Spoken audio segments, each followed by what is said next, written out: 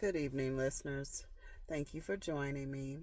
Before we get started, we have to do the YouTube things.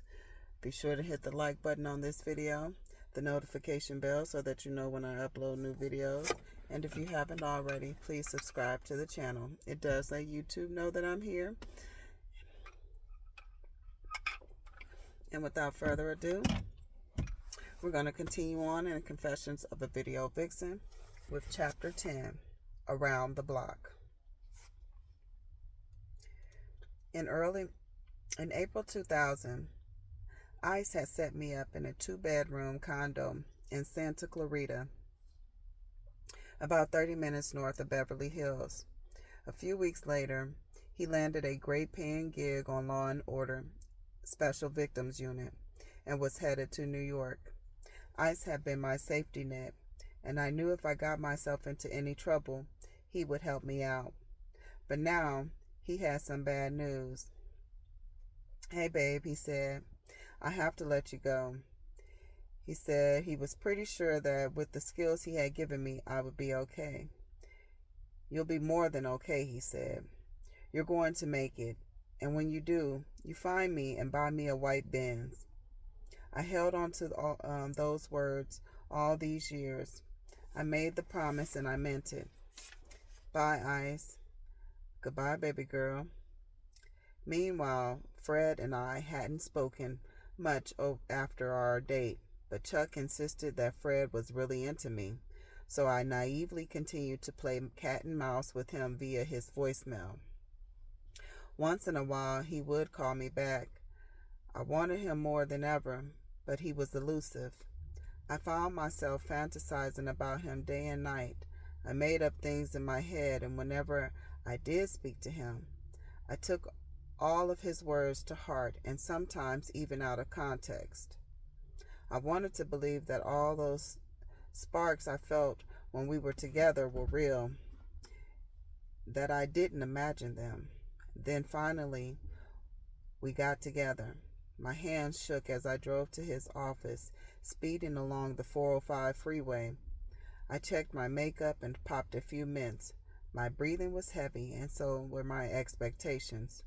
Walking down the long hallway to open his open door, I whispered to myself, "Relax and breathe." The office was officially closed, so most everyone in the building was gone for the day, with the exception of a few stragglers.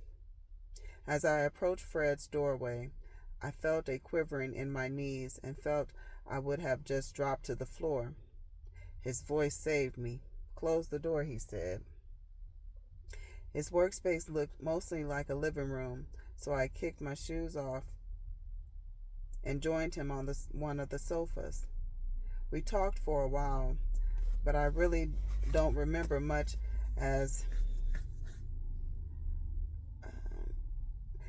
of the conversation because as his lips were moving, all I wanted to do was inch closer to them. I didn't want to talk. We had done enough talking. I wanted my turn on this ride. So while he was in mid-sentence, I interrupted by gently biting, then pulling his bottom lip. He grabbed the back of my head and fused our mouths together. I grabbed onto his flesh and heaved myself across his lap, straddling this wild man. Before I could begin to own this intensity, I was on my knees. I looked at his pierced penis with a sick admiration. He was what I wanted, and to actually hold him in my hand at that time felt like a privilege. He was allowing me to finally have him, to taste him, and again I felt powerful here. I was turned on by the fact that this man, who so many women wanted, and this man wanted me. On stage, he commanded crowds of people, millions, and at this very moment, I commanded him. It was as if he and I had traded places in the world, and I was important. At that moment, and moments like this, I didn't feel inadequate or mediocre. "Make me come, and I'll marry you," were the only words I remember Fred speaking to me. I was so caught up that for a hot minute I, I might even have believed him. But before I knew it, my power trip was over. Few words were spoken, and I was basically dismissed. Leaving was awkward and plain awful. Reality set in, and I allowed myself to be seduced by the dream, and the wake up call was harsh and unpleasant. I left Fred's office feeling dejected, and even more than that, naive and silly. After my encounter with Fred Durst, I was in need of a self-esteem boost. I looked up Ja Rule and we continued to hang out throughout the summer. Our nights consisted of plenty of sex, drugs, and liquor. We walked around the hotel in our robes. His suite always seemed to be full of people, label execs, other artists, women, hanger-ons, and you name it. We drank heavily and popped ecstasy pills in rapid sensation. We traveled in huge numbers and bounced from club to club. I felt I was part of something real for the first time in my life. I was liked and accepted, and the perks were addicting. We could go anywhere and do anything. Everyone watched when we moved, and all the girls wanted to come along. I was where other people wanted to be and felt special. There are quite a few memories of my time with Ja that will always stay with me. We used to have deep conversations about anything and everything. We spoke about his personal struggles and career plans. He spoke tenderly of his family, his grandmother, and a sister who died some time before. In tribute to her, he has a tattoo of her name in angel wings on his back. In the midst of our trust with Ja Rule, I still longed to be involved with Papa, but he was ignoring me. For 4 straight months I called with no response, yet I refused to give up. I needed the acknowledgement. Then he finally called me. When I heard his voice on the other end of the phone, my eyes began to tear. I was exasperated but remained composed. The meeting was set, and I was on my way. As I was getting closer to the studio to meet Papa, I noticed that familiar feeling of insecurity. My hair wasn't right, my clothes weren't new, and I just wasn't up to par. But when I arrived at the studio and began to take the long, winding walk to the back room, all eyes were on me. My self-doubt disappeared with every step. When he saw me again for the first time in 4 months, his eyes seemed to dance. He instantly grabbed his backpack and we left. We talked all the way to his hotel. He made me laugh, and then, to my surprise, I made him laugh too. He was really listening to me and liked what I had to say. It was as if we had known each other for years and we were friends. I didn't feel nervous or inadequate. I felt beautiful and appreciated. I was dizzy with delight, and for a moment the reality whizzed through my head. I was with him. I had admired him from afar as a young girl and dreamed of this moment almost a decade before. And there he was, and he was interested in me. As we walked into the Beverly Hills bungalow, an overwhelming need to prove my worthiness came over me. It was as if I had to show him I was worth keeping around, that I was worthy of his presence. I had to thank him for choosing me and do it in a fashion that would make him want to keep me choosing me for years to come. Let me read that again. I had to thank him for choosing me and do it in a fashion that would make him want to keep choosing me for years to come. Once again, I turned to sex. He sat in a chair in the living room and turned on the television. I'm pretty sure that there was some verbal exchange, but I blocked it out. The only thing I registered was my insatiable need to feast, to take from him. I needed to feel his energy and rock him to the core. Without thinking, I dropped to my knees and before him and began to tear away at his clothes. His reaction was surprising, as if he didn't expect this, but after he found his home in the warm, wet confines of my mouth and throat, he lay back and exhaled. My body was on fire. As I worked on Papa, I began ripping away at my clothes. I was at home here with him. I loved his body and that part of him that I wanted to ingest. He moved around in the chair to the point that it lifted off its feet. There was some sort of levitation happening as we moved to the bedroom. I couldn't stop. I couldn't let our skin separate. It was as if he had became my lifeline, my sexual IV. For the next 6 hours he filled me up and then drained me. He pounded and he stroked, and he made me want to live and die at the same time. I thought my heart would stop and that I would take my last breath there on that bed. We were wet and sticking to each other, and with every breath he let go, I sucked in. He pulled me and pushed me and threw my body away around having his way. And from that day on, he would be my Papa. Yeah, just like that, he too was gone. He just got up and walked out. It was 6 a.m. and he had a flight to catch. His home was a long way from Los Angeles, but I knew he'd be taking a part of me with him, which made me feel satisfied for the moment.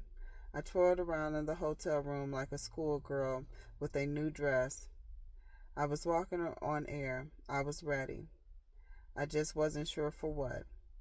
Although I was hanging out with hip-hop's elite and enjoying the best restaurants, had access to any club and party, and wore the hottest fashions, I had nothing to call my own or to support me and my son. When Ice-T left for New York, my sense of stability quickly faded. There was no safety nets, so in many respects, I was back at square one. Not to mention my drinking and experimentation with drugs had begun to get out of control, and I hadn't spent much time at all with my son. I became a hustler of sorts, bouncing in and out of strip clubs, selling myself in every way. I had gotten to a very desperate point where I could only have sex if it was accompanied by perks. I expected and received money from every man in my life, especially celebrities. I used sex to keep them happy, and when they were happy, they were generous. I needed to survive now that Ice was gone, and I didn't know any other way. Plus, I'll be honest, I was good at using sex to get what I wanted and needed. That's all I knew. In addition to using sex and depending on it to get what I wanted, I couldn't be alone. So I would pack clothes for a week or two and just bounce around. The condo had nothing in it really because it wasn't a home, and I had no idea what it took to turn it into one. Ice taught me a lot of things about Los Angeles and survival, but no one ever taught me how to live. I did experience genuine happiness around this time. I became involved with a young man. I was 21, emotionally going on 35, and he had just turned 18 but physically looked much younger. I had seen him at a party the day before we met. We noticed each other, and those 3 seconds became 6 as we moved in slow motion around each other. Just as quickly, I blinked and he was gone. The following night, after another party, a girlfriend said she knew him and would take me to his house. Although he had just turned 18, he already had his own home and vehicle and lived very much the life of an adult. We were let in by his cousin, who said Ray was asleep upstairs. Soon Ray stumbled down the stairs, having just been woken up and coming off a late night out. His eyes opened wide, and we were immediately drawn to me. Almost like there were clouds under his feet, he floated toward me, and we were introduced. Hi, I'm Ray. You know him as Ray J, the younger brother of singer Brandy. Not much else that night was committed to memory, but it began one of the happiest times in my life. It was easy to fall in love with Ray. He brought back a part of my youth that had been stolen from me years before. Ray was single with no children, which equaled no drama, and at the same time, I lived my life the same way. So much so that I never told Ray about my son, or anything else about me for that matter. When I went out with him, I felt official. I was a girlfriend, and that's entirely different from just a lover. Ray and I spent months together as I jiggled him and Papa like a circus act. My relationship with Ray made Papa uncomfortable and even furious. Papa knew everything about me and accepted me just the way I was, but one thing he could never tolerate was me loving someone else. And I loved Ray J.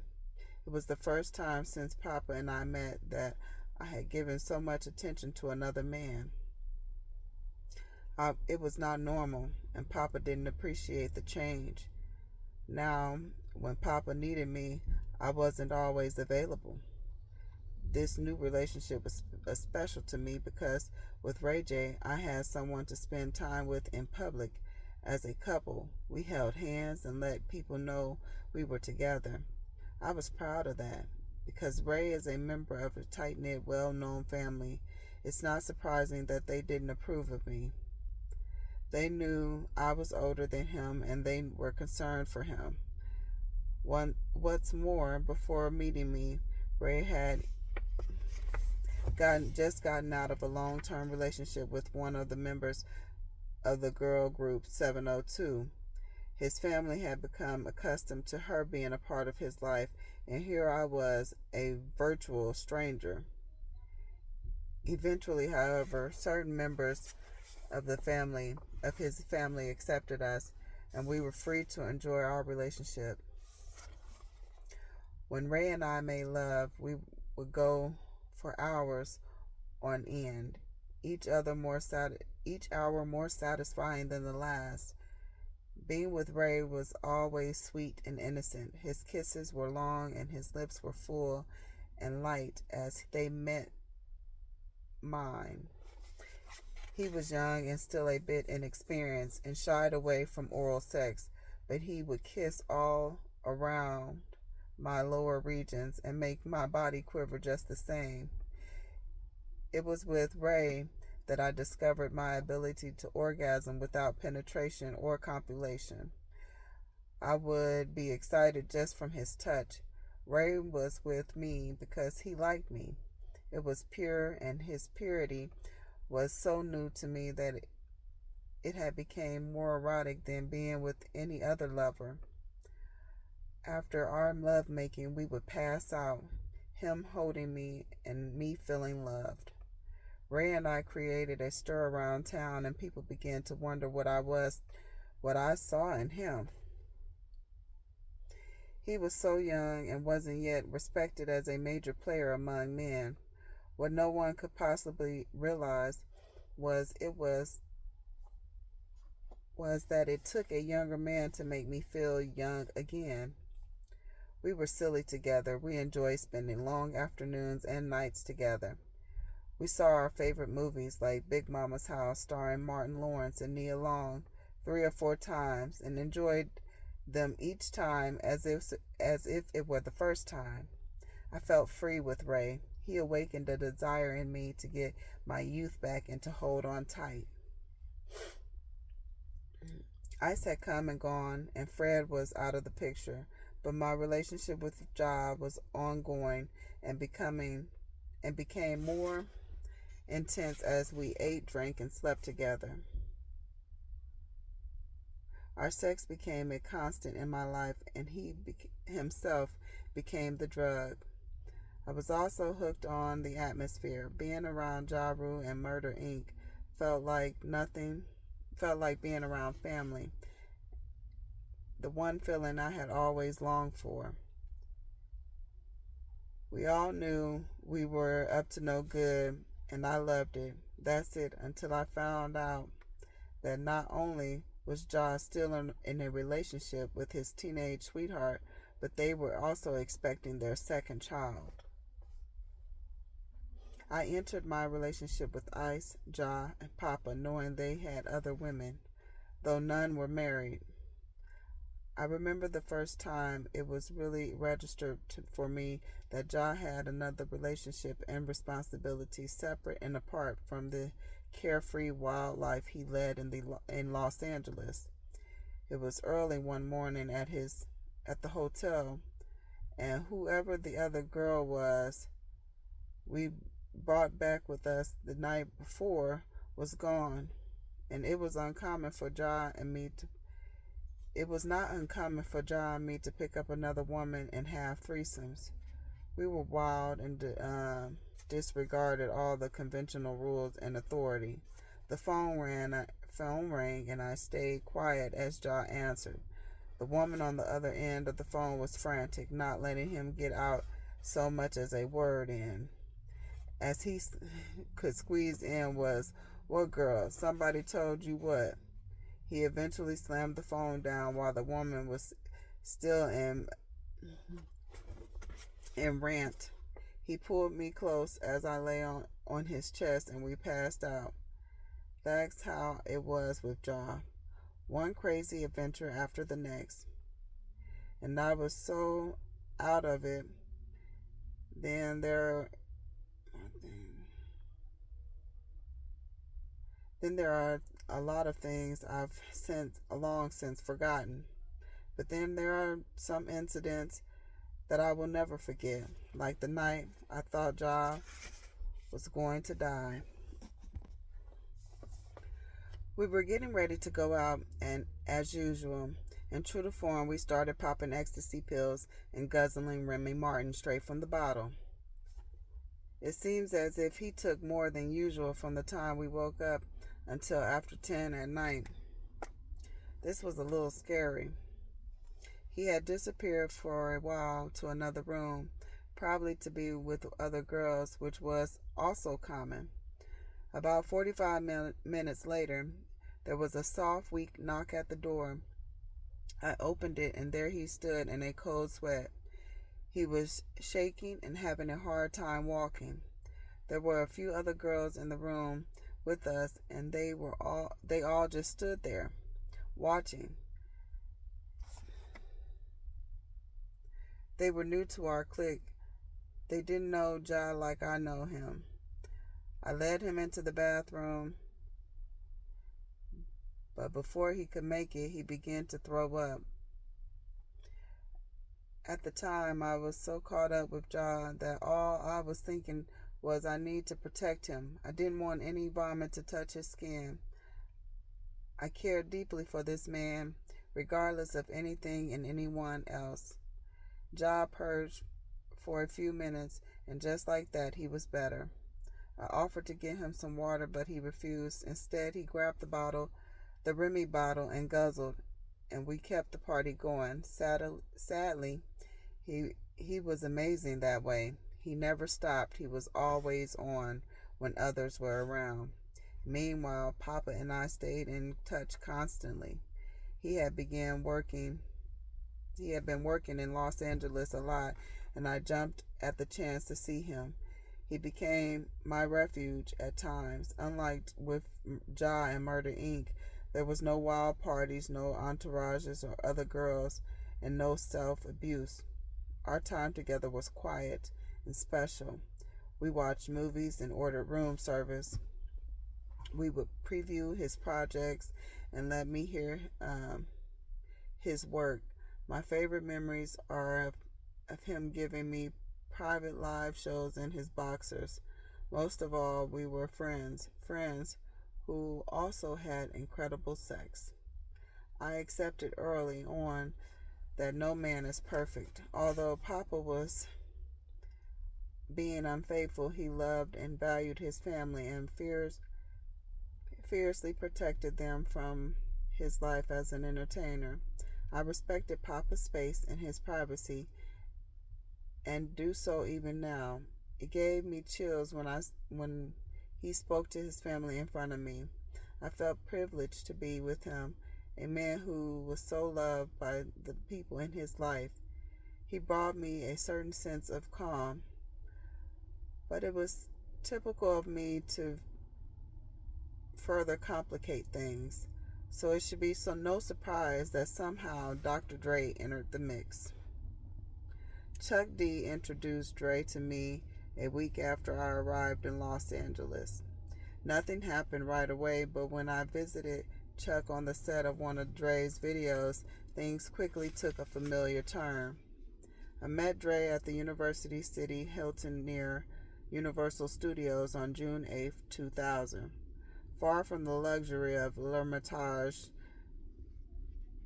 in Beverly Hills, Dre and I met in the hotel's lobby lounge where we ordered drinks and made small talk. It was an uneasy and awkward.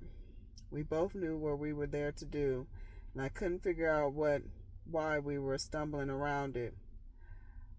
I didn't find him terribly attractive physically or even sexually, and our personalities didn't particularly mesh. But power is an overwhelming thing. I felt important sitting there with him. Everyone knew his face, and I'm sure they suspected he was up to no good being at the Hilton around midnight with a woman, but here in Hollywood it's common and often expected. Room 2257 was small and quaint, but it didn't matter. I knew he wouldn't be staying long, so I cut the conversation short and joined him under the sheets. It was still very awkward, and it wasn't as if he drove me mad like Ja or Papa or even Fred. I felt nothing.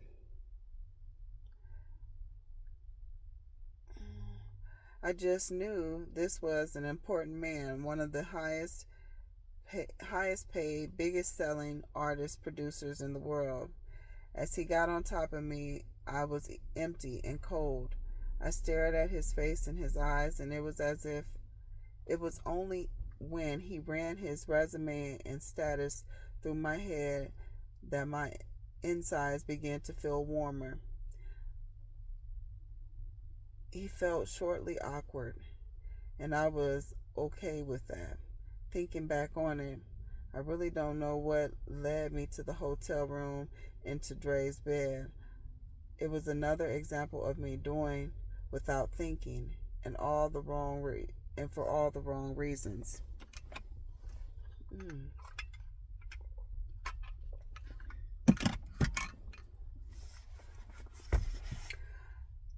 I hopped back on the merry-go-round and ran back to Ray, back to the place where I feel safe and where having sex felt natural. Around this time, Ray had begun working on an album. I remember vividly the night he recorded the song that would change everything. Where Do We Go From Here was a song about meeting someone and spending so much time with them, even beginning to love them and wanting to know if it could or should or be more. Ray stood in the recording booth, belted out that song, and accompanied it with tears. He cried, and I cried, witnessing it. I loved this boy so much and wanted nothing more than to stay with him. But I knew that one day I would have to go, and one day he would know who I had been with and render me unworthy of his affection. He was now showing me.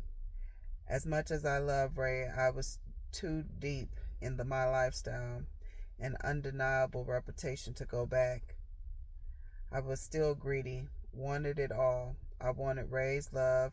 I wanted the carefree, bling-filled lifestyle of hanging with the likes of Ja and the laid-back, mind-blowing sex and friendship I relished with Papa.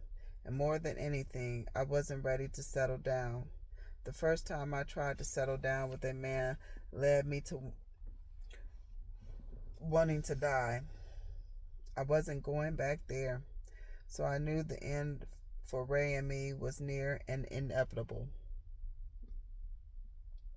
Later that night, when the recording of the song was finished, we lay in bed and played it over and over. We held on to each other and cried silently. It was all so overwhelming, and I knew the night he loved me. Before long, it was time for him to go and record in Atlanta. I knew the separation would be difficult, but really thought we could make it. What I didn't know was that by the time Ray was beginning to find out about me and we were growing apart, I deeply wished I were someone different, that I was a normal girl without all the baggage, the sordid past. But I was who I was and had done what I had done. It was impossible to turn back, and I couldn't undo all the abuse and the men. If he wanted to leave, I couldn't stop him. Hell, I couldn't blame him. What I could do, what I was already very good at, was run. And that's what I did. I ran to Papa again. I ran to the man who accepted me and away from the boy I knew I couldn't afford to. He was still in an impressionable stage of his life, and just the way I had swept in and made him think I was wonderful, his friends and peers in the industry would soon prove to him that the image I portrayed was all an illusion. I almost wanted Ray to hate me so we could end it right there quickly. In order to protect my heart, I wanted to let him go first because I knew he was about to do the same to me. So that's what I did. Late on Saturday night, I called Ray and told him about me and Papa. Naturally, he wasn't happy. He said some awful things to me, called me horrible names, and slammed down the phone. What he couldn't have known is that for the next 6 months, I cried every day for him. I genuinely missed him more than I'd missed any other man I'd ever known. When he hung up that night, I closed the door on a relationship that I still treasure. However, this time, this thing with me and Ja wouldn't stop. We spent a lot of time together, and the months passed. He gained more and more notoriety as an artist and a Hollywood bachelor. There were girls everywhere, and my position in his life became blurred. I was beginning to feel as if my time with him would be up soon. How right I was. I was at Chuck's office one day just shooting the breeze when I picked up a copy of a music magazine. There was an article celebrating hip-hop dads and their kids. This must have been around Father's Day. This magazine featured 5 or 6 fathers, including Ja. I knew he had a daughter who was about 5 at the time, but the article went on about him and his longtime girlfriend and how they were expecting another child. Although it was known that Ja had been with his teenage sweetheart for years, I found out in that article that while Ja and I had been together in Los Angeles, she was home in New York pregnant. The Ja I knew and the life he led, I chuckled to think of him as a family man. I thought to myself, she's stupid. I felt as if I was the one who knew everything. I was the gatekeeper of the treacherous secrets of his life while he was in Los Angeles. I finished the article with a smile on my face until the last line. Ja's wife was 5 months pregnant. It was at the exact amount of time that I had been in his life. My heart sank and couldn't blink as my eyes swelled with tears. Who was stupid now? Who was getting the real job? Not me, and not any of the other women who'd been part of his world. We were all replaceable and temporary. She, however, was permanent. Later that night, I met up with him at a local club. All of his friends and label mates were there, so I tried for a long time to hide my pain. I laughed and ordered drinks, danced around, and popped pills. I tried to appear normal, but inside everything was different. He mingled and flirted relentless with other women. I felt the heat of jealousy crawling up my neck, blanketing my face. Then I blinked, took a long, slow breath, and snapped. I grabbed champagne bottles and glasses, whatever I could find, and hurled them at his head. I ranted and raved, cried and blurted out words that were sure to make him leave me right then and there. He seemed confused as he called out to me, come here, crazy girl." I was so afraid to move closer. Then there was a pool table between us, and that table may have very well saved my life. But even in the middle of all my chaos and acting out, he wouldn't let any of the others restrain me. It was like we had an unspoken understanding. He knew I was hurt and that my outburst could be justified. He might not have known exactly what caused it, but he knew that there were enough possibilities to choose from. He knew it was time, that it was the end. I left the club shortly after and drove recklessly, crying uncontrollably, like with any breakup, even if it is the right thing to do. I started to have regrets about my temper tantrum. I wasn't sure I was ready for it to be over despite the reality check. I didn't want to drive all the way home to my empty condo. Instead, I wanted him to tell me he understood why I snapped and that I could be with him for the night. I wanted him to touch me like he had before, like he did on the first night. So instead of going home, I drove to the familiar street where my life in LA has all started. I drove to Orchard Avenue, parked in front of the Orchard Suites Hotel, and dialed his number. He sounded tired and uninterested in what I had to say, but didn't hang up. "Ja, I'm sorry. It was the drinks, and then I took some X, and I just got all emotional. Baby, I'm sorry." I cried out for him to forgive me. I wanted him to feel sorry for me and let me come to him. "It's cool, Ma. Don't worry about it." The tone of his voice said it all. He was done with me. I sat in my car that night and cried until it hurt. My eyes, my throat, my chest, it all hurt. I sat there in my car thinking about the hotel in front of me, wondering how I had gotten into this mess. I wanted my own old room back.